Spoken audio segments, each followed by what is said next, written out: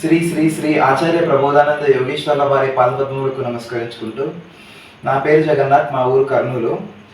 వేమన యోగేశ్వర్ల వారి జన్మదినం సందర్భంగా మాకు ఇచ్చిన వేమనయోగి పద్యం, చిన్నది ఎలప్రాయమున కన్నది పతిరేక సుతుని కడు చిత్రముగన్ ఎన్నడు రతికేడెరుగదు సన్నీయక పెంచినవడు జగతిన వేమ.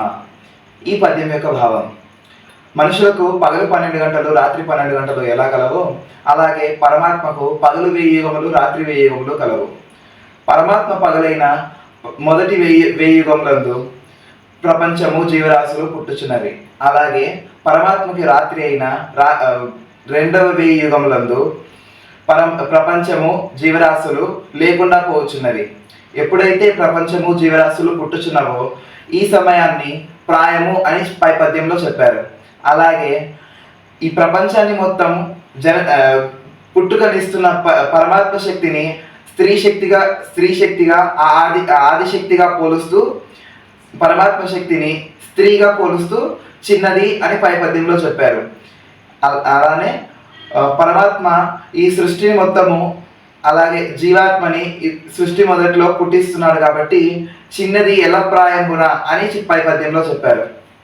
అలానే చిన్నది ఎలప్రాయమున కన్నది పతిలేక సుతుని, పరమాత్మ శక్తికి మించిన శక్తి ఏదీ లేదు, కావున పతి లేడు అని చెప్పారు.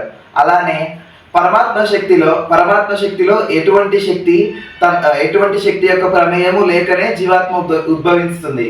అందువలనే కన్నది పతిలేక సుతుని అని చెప్పారు. ఇక్కడ సుతుడు అనగా జీవాత్మ అని అర్థం చేసుకోవాలి.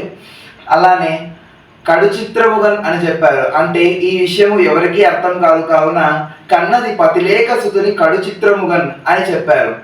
అలానే ఎన్నడు రతికేడెరుగదు అనగా పరమాత్మ శక్తిలో ఈ పరమాత్మ సర్వ ప్రపంచము వ్యాపించి ఉన్నాడు, అణువణువున వ్యాపించి ఉన్నాడు.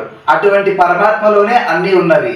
అందువలన పరమాత్మలో వేరే వాటిలో పరమాత్మ కలవనవసరం లేదు. అందువలన ఎన్నడు రతికేడెరుగదు అని పై పద్యంలో చెప్పారు. సన్నీయక పెంచినవాడు అనగా జీవాత్మను పరమాత్మ ఒకసారి పుట్టించాడు. తర్వాత జీవాత్మ తన కర్మను తానే సంపాదించుకుంటూ కాలం కొనసాగిస్తున్నాడు. కానీ పరమాత్మ సాక్షిభూతుడుగా చూస్తూ ఉన్నాడు. అందువలననే సన్నీయక పెంచినవాడు జగతిన వేమ అని వేమన యోగి గారు పై పద్యంలో వివరించారు. అందరికీ నమస్కారం.